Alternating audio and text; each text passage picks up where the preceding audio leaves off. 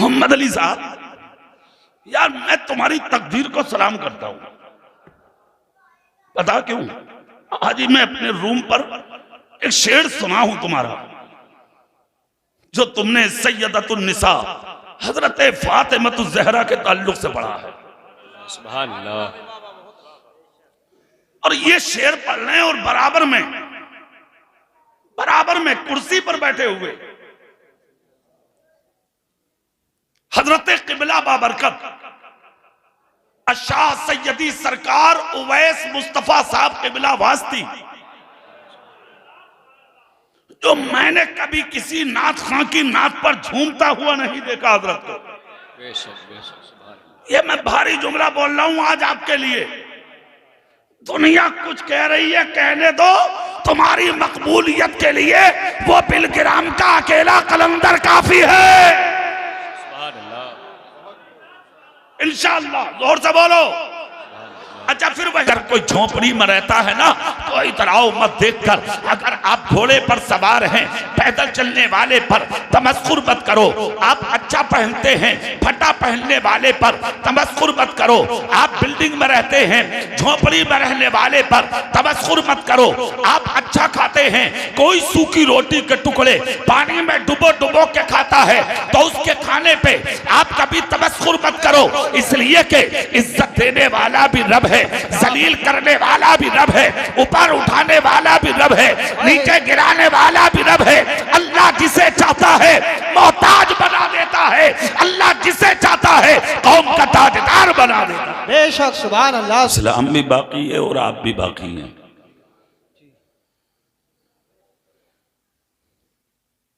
इस्लाम की हिफाजत को हमारा रब करेगा। क्या बात है, सुभान अल्लाह। समझ रहे हैं? कभी कभी ऐसा होता है कि आपका अमल आपकी जान बचा लेता है। कभी कभी समझ भी नहीं पाते हैं आप। कोई काम आदमी ऐसा कर जाता अपनी जिंदगी में कि सिर्फ वो अपने आप को नहीं बल्कि पूरी बस्ती को बचा के ले जाता। हुज्जतुल इस्लाम इमाम गजाली का एक कौल सुने, सुभान अल्लाह बोले, मैं सुना दूं आपको, शुरू में ही सुना दूं। सुभान अल्लाह, सुभान अल्लाह। पूरी ताकत से बोल के दिखाओ। सुभान अल्लाह, सुभान अल्लाह। माहौल बना लो, माहौल। हाँ, इतना मजमा नहीं है जितना आप समझ रहे हैं, ठीक है? थोड़ा सा आप बोलेंगे तो माहौल बनेगा। कहते हैं कि आप जिन इलाकों में रहते हो, जिन बस्तियों में, जिन शहरों में, जिन कस्बों में, जिन खत्तों में, जिस जहत में आप अपनी जिंदगी को बसर करते हैं, कभी कभी ऐसा भी होता कि हम घर से निकले अपने, हमने रास्ते में देखा कि कोई बच्चा है बैठा हुआ है सामने, फटा हुआ लिबादा है उसका, आधे जिस्म पर कपड़ा और आधा जिस्म उसका बरहना, गर्दो गुबार में अटा हुआ है बच्चा।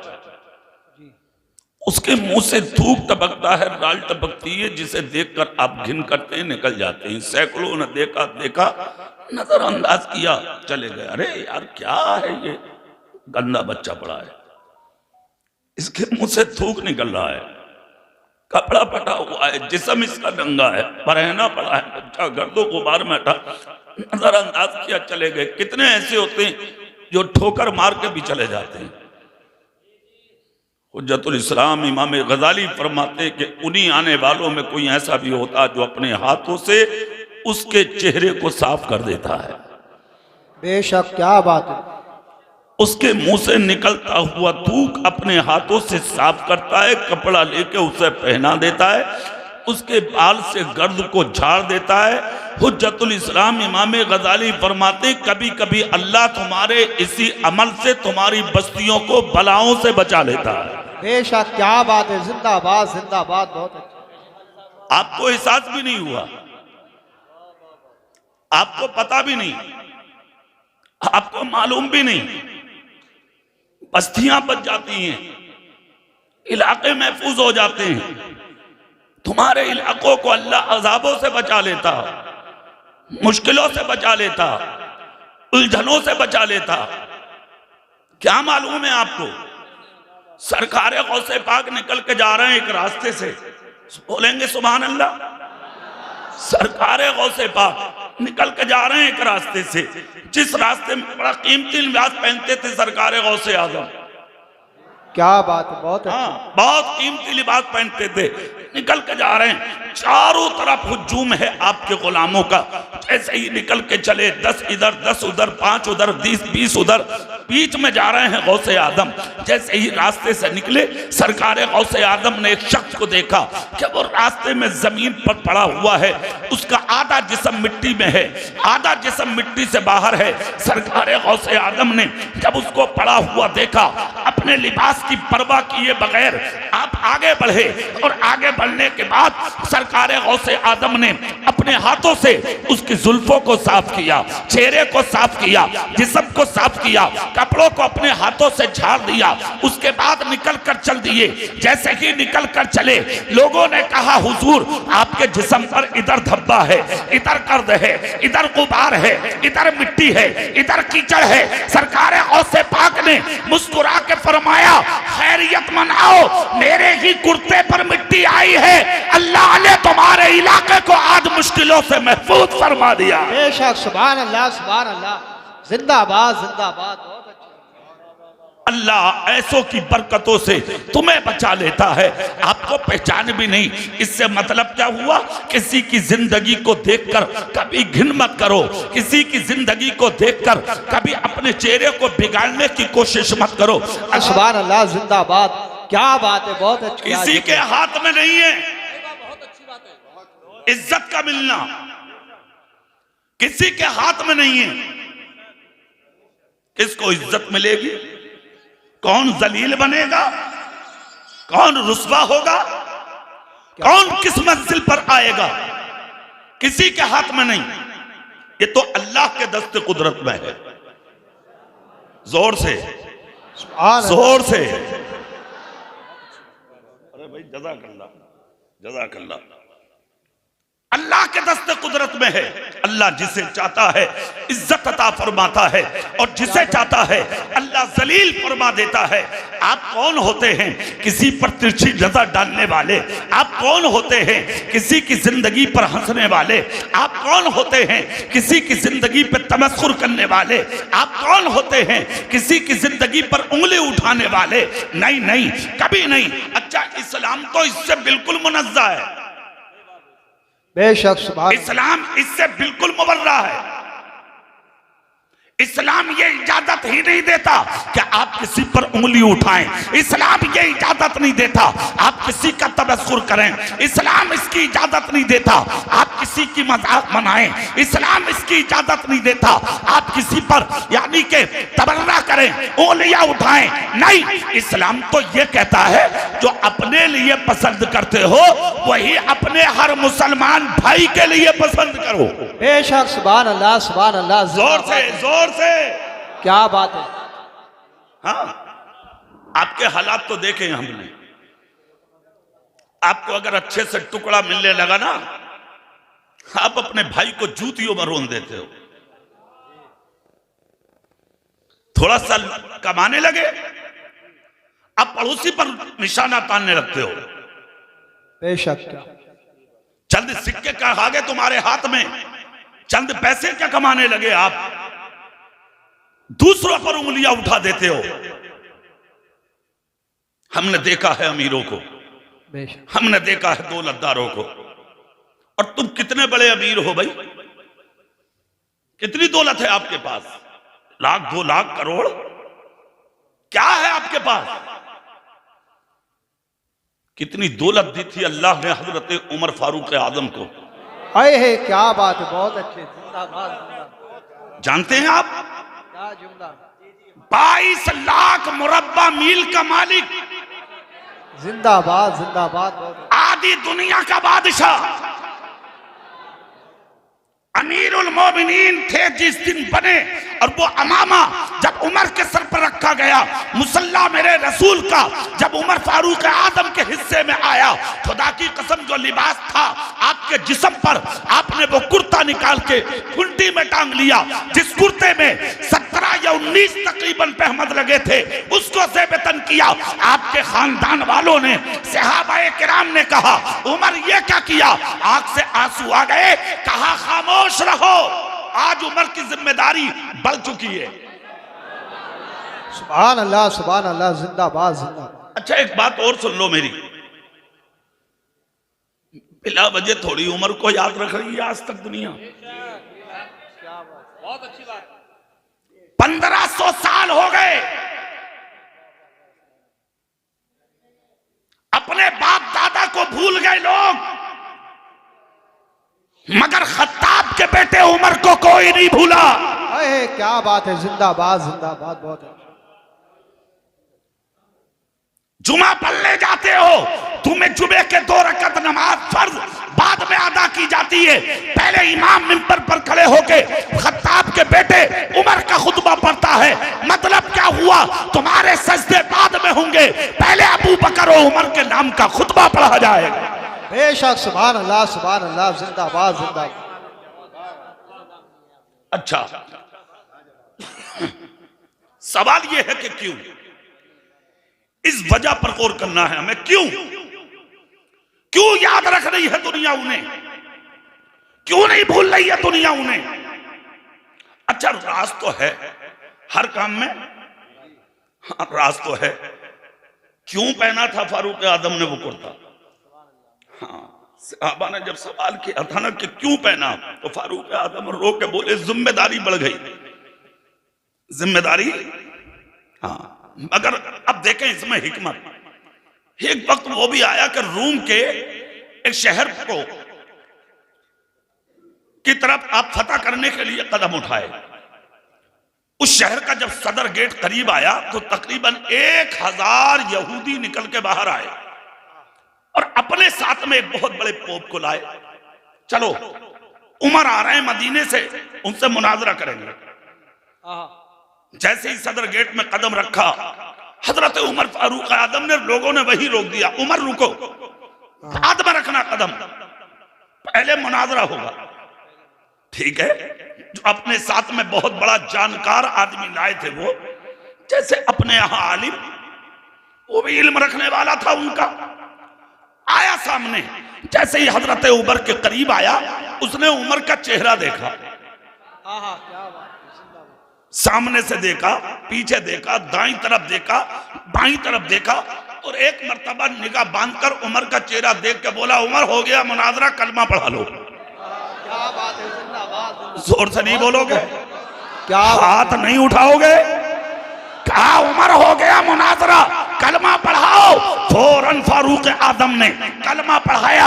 जैसे ही कलमा पढ़ा इन्होंने, खुदा की कसम तकरीबन 1000 यहूदी सामने आके बोले उमर ये क्या किया? कहा मुझसे मत पूछो। क्या बात है, मुझसे मत पूछो, अपने पोप से पूछो। लोग मुखातब हुए, तुम्हें कलमा पढ़ाने लाए थे हम, उमर से मुनाजरा के लिए लाए थे हम। कहा हो गया मुनाजरा। कहा कैसे? कहा जिस किताब को लाया हूं ना मैं सवालों का जवाब देने के लिए, इसी किताब में लिखा है। कहा क्या? कहा यह इलाका जिसके हाथ से फतेह होगा वो सामने वाली पहाड़ी से आएगा, उसके घोड़े का रंग ये होगा और उसका नाम क्या होगा वो मैं नहीं खोलूंगा, तुम खुद पढ़ोगे। मगर इस किताब में लिखा है जिसके हाथ से ये इलाका फतेह होगा, उसके जिस्म पर जो कमीज होगी उसमें 17 या 19 पहमद होंगे। पहमद गिन के मैंने कलमा पढ़ लिया, नाम देखकर तुम कलमा पढ़ लो। बेशक, क्या बात है, बहुत को जिंदाबाद। लाओ किताब। किताब सामने की गई। तकरीबन 1000 यहूदियों ने जब उस पर नजर दौड़ाई तो उस किताब में लिखा था जिसके हाथ से ये शहर फतेह होगा उसका घोड़ा पश्चिम की तरफ से पहाड़ी से आएगा, रंग घोड़े का ये होगा, उसके जिस्म पर जो कमीज होगी उसमें 17 या 19 पहमद होंगे और उसका नाम उमर बिन खत्ताब होगा। क्या बात है, जिंदाबाद। इतना सुनना था, हजारों लोगों ने कलमा पढ़ा, मुसलमान हो गए। सहाबाए किराम दामन पकड़ के बोले उमर की हिकमत क्या थी। बेशक नारे तकबीर, हाथों उठाकर बोलिए नारे तकबीर, नारे रिसालत। सुभान अल्लाह, जिंदाबाद। अच्छा एक बात और बता दूं मैं आपको, सहाबाए किराम मेरे नबी के वो सच्चे गुलाम हैं। जज़ाकल्लाह। जज़ाक। तुम सुभान सुभान अल्लाह, अल्लाह ही कहते रहो, ना बोलोगे तुम? अच्छा सुभान अल्लाह भी बोल दो भैया। अच्छा तो आज तो अपना हाथ में है मामला, जैसे दिल करो ऐसा कर लो। ना ना जितने तुम हो ना, तुम्हें तो भाग भाग के भी लपेट लूंगा मैं। हाँ, अल्हम्दुलिल्लाह, अल्लाह का शुक्र है। जोर से बोलो, हाथ उठा के बोलो सुभान अल्लाह। अरे 1500 साल हो गए, आज तक दुनिया उमर को नहीं भूली, क्या बात है, क्या बात। उस्मान गनी को नहीं भूली, मौला अली को नहीं भूली, अबू बकर सिद्दीक को ना भूली। अरे और तो और जो इनकी चौखटों के भिखारी हो गए उनको ना भूली। क्यों नहीं भूली? इसलिए ना भूली जो नबी का हो जाता है जमाना उसी की चौखट का भिखारी बन जाता है। क्या बात है, सुभान अल्लाह, जिंदाबाद जिंदाबाद। क्या पैगाम अच्छा है। क्यों नहीं भूल रही है दुनिया इन्हें? पीछे वाले लोग जो आ रहे हैं, जिसको जहां जगह मिले वहीं बैठ जाओ, खड़े मत हो, डर लग रहा देख के। कोरा किसी का चेहरा पहचान थोड़ी हो रही है, जोर से बोलो सुभान अल्लाह। हाँ अरे यार अपनों से डर लगे, कोरे में अंधेरे में पता थोड़ी है कुछ। जिसे जगह जगह मिल रही है वहीं बैठ जाओ, हाथ उठा के बोलो या रसूल अल्लाह, जोर से बोलो। हाँ क्यों नहीं भूल रही है दुनिया? आपका आलम तो यह है, यहां आपकी कब्र पे मिट्टी गई और उधर तुम्हारा जिक्र खत्म। हाँ हमारे जिक्र की बात कर रहे हो कारी साहब, लठियां चल रही हैं घर में। हाँ अरे आप बोले भाई अब बैठ जाओ, मेहमान ऐसा आप बार बार थोड़ी आएंगे। बोले और बोले ऐसा करो अब बंटवारा भी करी दो। दफन के दिन ही हो रहा बंटवारा, ले कर ले दलाली, कमा हराम, प्लॉट तूने खरीदे, जमीनें तूने ली, दलालियां तूने की, हराम तूने कमाया, दूसरों की जमीनें तूने हड़पी, झूठ तूने बोला, मजे औलाद ले रही है और पिटाई कब्र में तेरी हो रही है। तुझे क्या मिला? तुझे क्या मिला? झगड़ा चल रहा तेरी औलाद में, तेरी कब्र पे कोई फाथा पढ़ने वाला नहीं, कुरान पढ़ने वाला नहीं, हाथ उठा के कुरान की तिलावत करने वाला नहीं। क्या मिला तुझे? दूसरों का दिल दुखा के, दूसरों पर जुल्म करके, दूसरों पर जाती करके, दूसरों का दबा के, हक तलफी करके तुम्हें मिला क्या? इंसाफ तेरी जबान पे कभी नहीं आता, तेरे दिमाग में कभी नहीं आता। कमाते हो झूठ बोल के, हराम करके, दलालियां करके, दूसरों का दिल दुखा के। क्या इसी का नाम अमीरी है क्या? बहुत अच्छे। मिला क्या तुझे?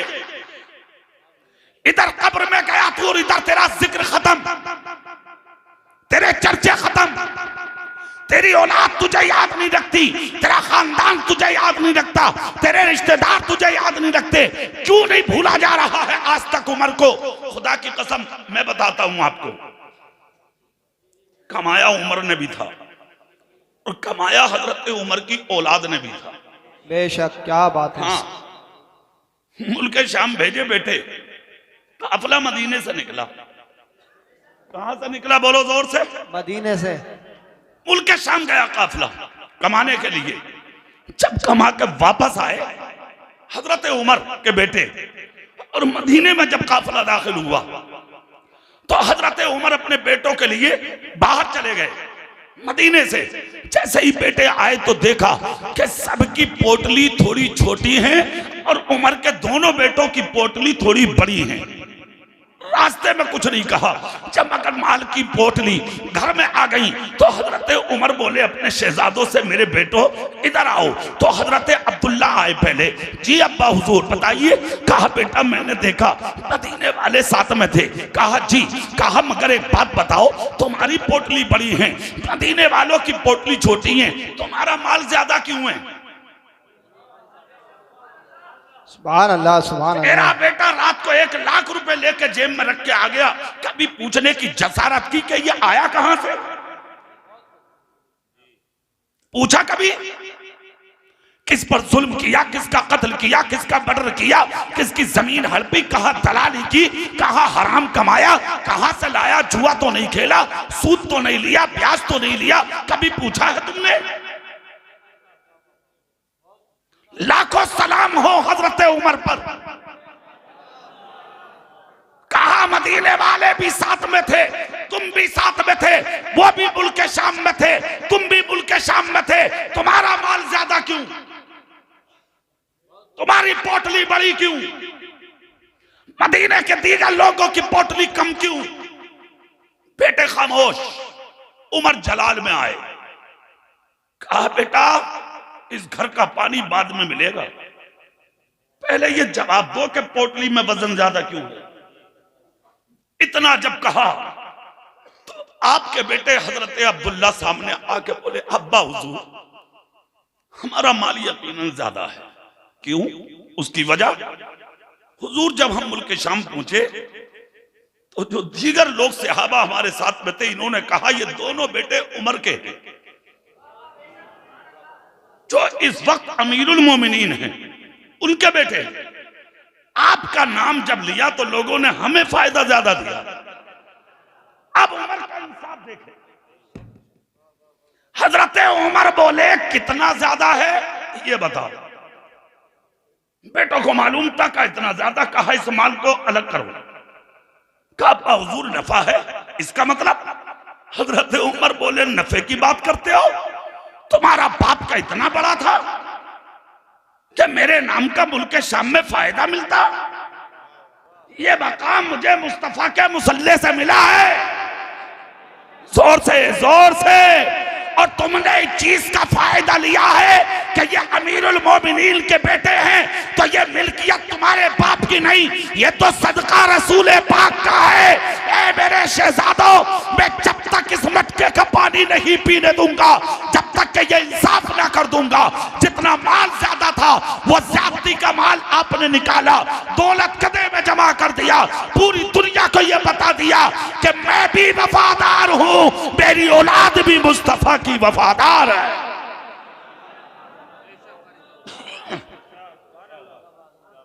अच्छा जिंदगी, अच्छा बात इनकी चल रही है तो लो इन्हीं की सुन लो। आज जोर से बोलो भाई सुभान अल्लाह। हाँ, लाजवाब जिंदगी थी हजरत उमर की। अब जब बेटों को इस अंदाज में इन्होंने पाला है ना, तो बेटे भी कम नहीं है, अलग अलग मरातिबों पर फाइज हुए हैं बेटे। जवाब नहीं है आपके शहजादों का, जवाब नहीं है। हजरत उस्मान गनी हजरत उमर के बाद इस मुसल्ले पे फाइज हुए थे। हजरत उस्मान गनी, कुछ ही दिन के बाद हजरत उस्मान गनी ने एक रुक्का लिखा सहाबा के नाम। कहा मैं उमर की बेवा से निकाह करना चाहता हूं, निकाह करा दो। सुनिए, हजरत उमर की बेवा उमर दराज भी थी, हसीन भी ज्यादा नहीं थी, माल भी नहीं था उनके पास, क्योंकि हजरत उमर ने विसाल के बाद ज्यादा माल छोड़ा ही नहीं था। सुन लीजिए, रुक्का लिख दिया, सहाबा के हाथ में आया, सहाबा ने मशवरा करके वो रुक्का उन तक पहुंचाया और निकाह के लिए वो तैयार हो गई। निकाह हो गया हजरत उमर की बेवा के साथ उस्मान गनी का। दुल्हन बनकर जब आ गई, कुछ ही दिन के बाद दोनों बैठे थे सामने, एक तरफ उस्मान गनी और दूसरी तरफ उनकी बीवी। एक दिन उस्मान गनी के सामने बैठकर कहा उस्मान गनी से, कहा हुजूर मैं आपसे एक सवाल करना चाहती हूँ। कहा क्या? बोले आपने मुझसे निकाह क्यों किया? कहा मतलब? कहा मर्द 3 वजहों के तहत निकाह करता। नंबर 1, औरत जवान हो, नंबर 2 हुस्न वाली हो, नंबर 3 दौलतदार हो। मुझ पे तो इन तीनों चीजों में से एक भी नहीं है। उम्र दराज भी हूं, दौलत भी नहीं है, हुस्न भी नहीं है, फिर निकाह क्यों किया? इतना जब कहा तो उस्मान गनी की आंखें आंसुओं से भर आई। कहा यकीनन इन तीनों वजहों से हटकर निकाह किया है मैंने आपसे। क्यों? उस्मान वजह बता सकते हो? कहा हाँ। कहा मतलब? कहा सर से लेके पांव तक उमर फारूक आजम को पहचानता हूं, मगर आज तक एक वजह उमर की मेरे समझ में नहीं आई। उस वजह को समझने के लिए आपसे निकाह करना पड़ा है मुझे। जी बेशक। कहा वो कौन सी वजह है जरा बताओ। आज जब हमारे बीच में उमर होते थे तो उनके चेहरे की रंगत अलग होती थी, और जब वो घर के दरवाजे से निकल के आते थे तो मैं देखता था अल्लाह उनके चेहरे को 27 गुना ज्यादा बढ़ा देता था। मैं सिर्फ ये वजह समझना चाहता हूं कि घर से निकलते हुए उमर इतने हसीन क्यों लगते थे। बहुत सुभान अल्लाह, सुभान। और ये वजह उनकी बीवी के अलावा मुझे कोई नहीं बता सकता था, इसलिए मुझे तुमसे निकाह करना पड़ा ताकि उस वजह को समझूं कि वो वजह क्या है। सोचिए, उनके नजरियात गौर कीजिए। इतना जब कहा तो रोने लगी। कहा उस्मान तुमने ये बात पूछकर मुझे उमर की याद दिला दी। यकीनन उनका हुस्न बढ़ता था। क्यों? उसकी वजह बता दो। कहा वो रात को हिस्सों में बांटते थे, एक हिस्से में गरीबों को खिलाते थे उमर, रात के दूसरे हिस्से में औलाद की तरबियत करते थे उमर,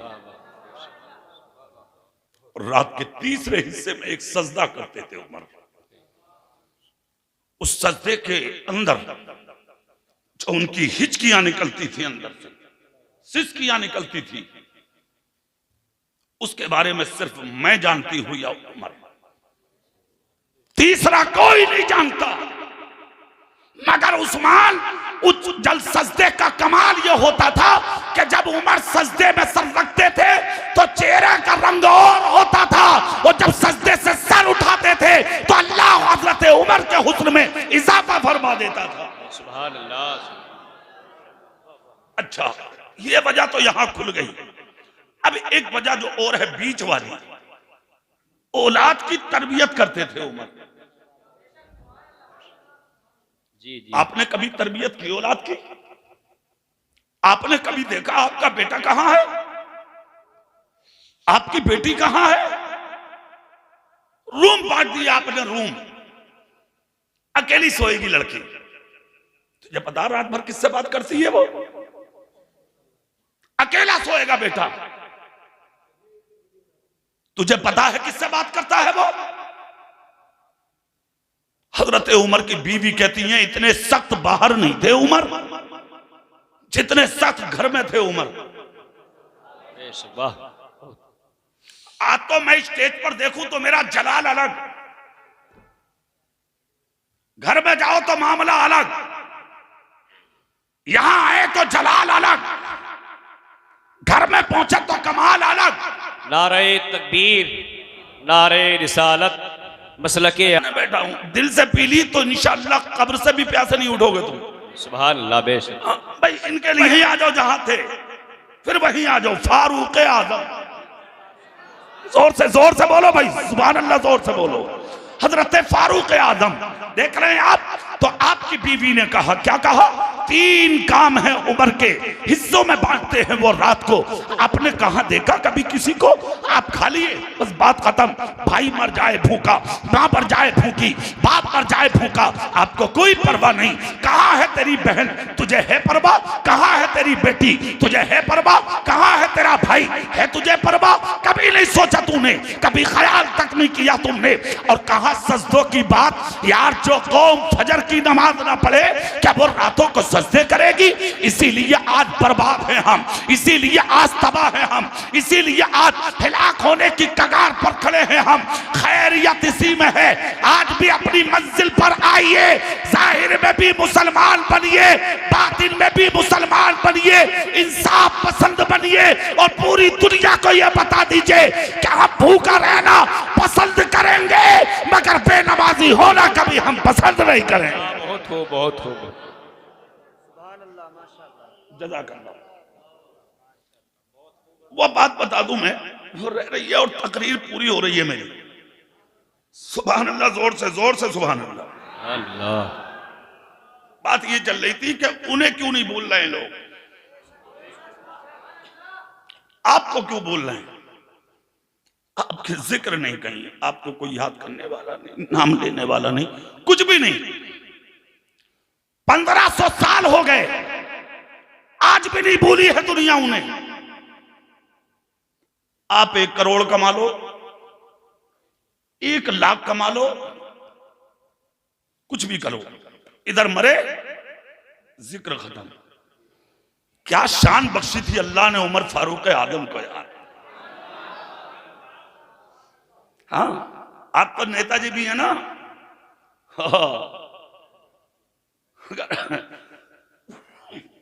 जबान में थोड़ी ताकत है और हाथों में और बात में, हाँ, आपस में लड़ा के मर गए। फैसले की बात आ गई अगर कहीं तो आज गरीब की कहने वाला कोई नहीं। तोड़ कर रख दिए हजारों दिल तुमने। कभी सोचा तुमने, कभी ख्याल किया किसी एक का दिल दुनिया में अगर तू तोड़ के मर गया तो तेरा अंजाम क्या होगा? मुस्तफा कहते हैं दिल तोड़ कर नहीं, दिलों को जोड़ कर मरो। दिलों को तोड़ कर मत मरो, दिलों को जोड़ कर मरो, ताकि क़यामत के दिन मुस्तफा के सामने ये चेहरा लेकर के खड़े हो सको। फारूक आजम की जिंदगी देखें, अमीरुल मोमिनीन फारूक आजम एक दिन नमाज पढ़ाने के लिए मस्जिद नबी की तरफ चले हैं। सहाबा इकराम सामने आए, आकर कहा उमर कुछ अर्ज करना था आपकी बारगाह में। कहा क्या? मुफ्ती साहब तवज्जो फरमाना इस चीज पर, कुछ अर्ज करना था। कहा क्या? कहा ये जो मस्जिद नबी का रास्ता है, इस रास्ते के किनारे जो मकान है, इस मकान की छत पर एक पनाला लगा है और वो पनाला मस्जिद नबी की तरफ को है। बारिश होती है तो उस पनाले से पानी टपकता, वो नमाजियों के जिस्म पर आता, कपड़ों पर आता, लिबास पर आता, लिहाजा ये पनाला उखाड़ दो। हाँ, आज के नेताजी होते तो 1 मिनट में कहते उखाड़ दो, खत्म करो बात। क्या इंसाफ पसंद है उमर का? ठीक है, मैं इस पर गौर कर लूं, मैं इस पर गौर कर लूं, देख लूं। नमाज पढ़ा के वापस आए, नजर रखी और जानते हो फिर हुआ क्या? फारूक आजम ने यह किया, जब नमाज पढ़ा के आए तो कुछ देर तक वहां ठहरे, देखा उसको गौर से, तवज्जो की उस पर। उसके बाद 3 दिन के बाद बारिश हो गई मदीने में। 3 दिन के बाद जैसे ही बारिश होती है मदीने में, मौलाना इम्तियाज को कोई गरीब नहीं कहेगा अगर कॉफी नहीं पिलाओगे तो। ये बताऊं मैं आपको, जिद मत करो, उससे ज्यादा कीमती है ये तकरीर। समझ में आई? अगर मौलाना लोग आ गए तो इन्हें बेवकूफ मत समझो, तुमसे बड़े अक्लमंद हैं। समझ में नहीं आ रही एक बार में?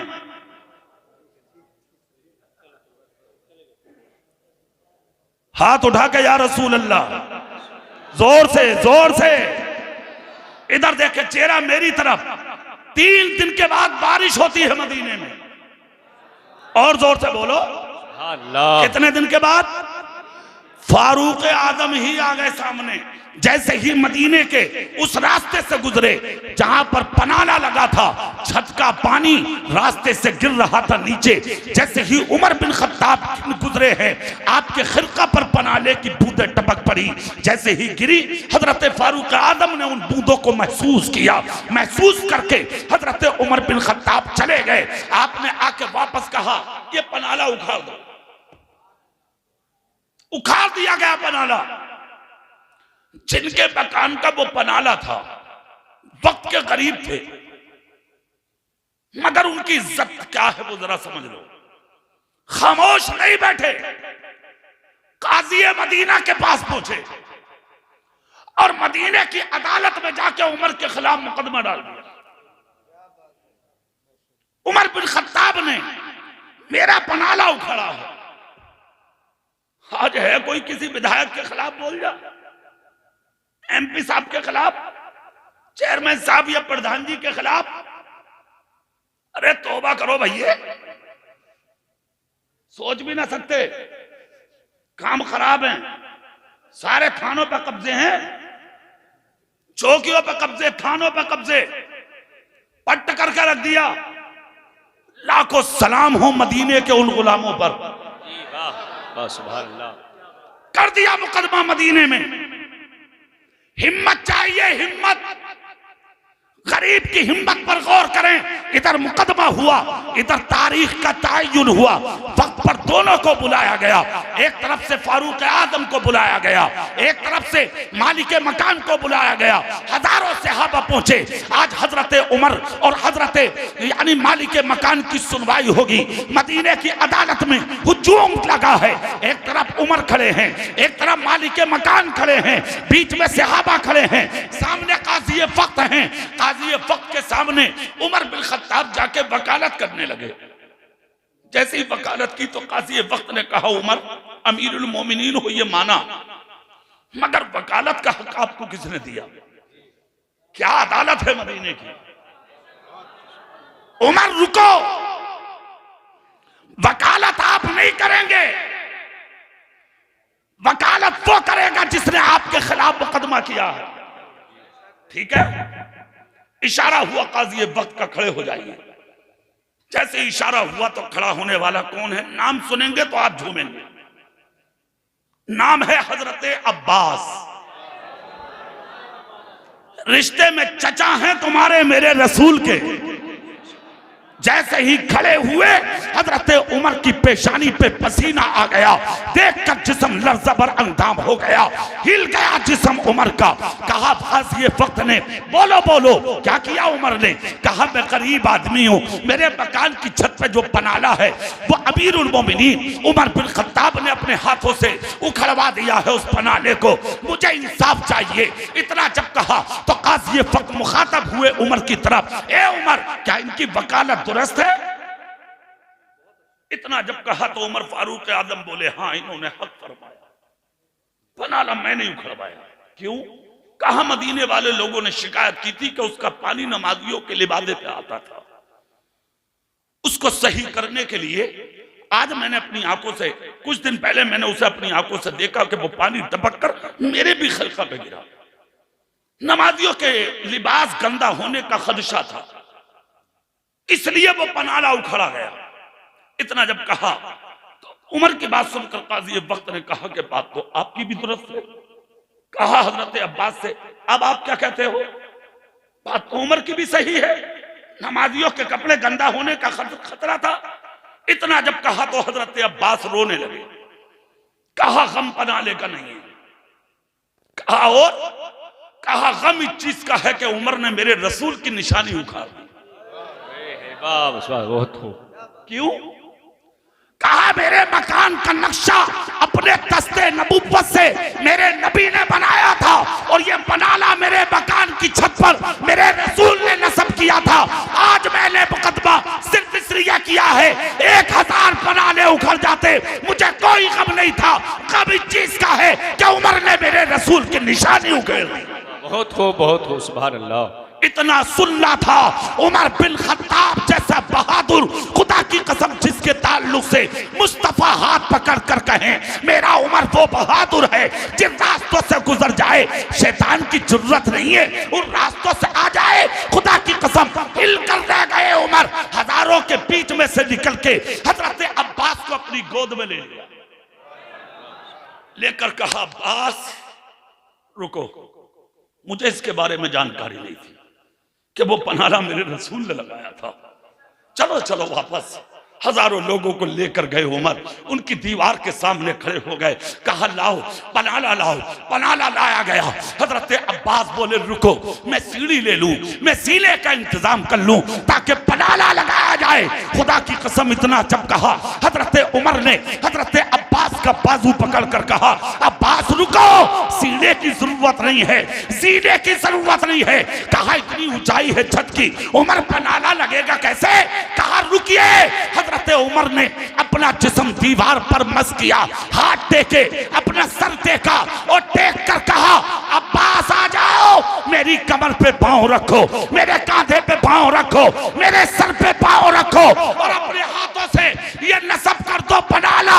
खुदा की कसम इतना जब कहा तो हजरत अब्बास ने गोद में लेकर उमर को हटाया और हटा कर कहा उमर हट जा, तेरी कमर पे पांव रखना मकसद नहीं था, सिर्फ यह देखना मकसद था कि उमर के दिल में अहले बैत की मोहब्बत कितनी है। बहुत हो। नारे तकबीर, नारे रिसालत, नारे रिसालत, नारे हैदरी, नारे हैदरी। मेरे भाई मैं ये कहना चाहता हूं, अगर कुछ लोग तुम्हें बहकाने की कोशिश करें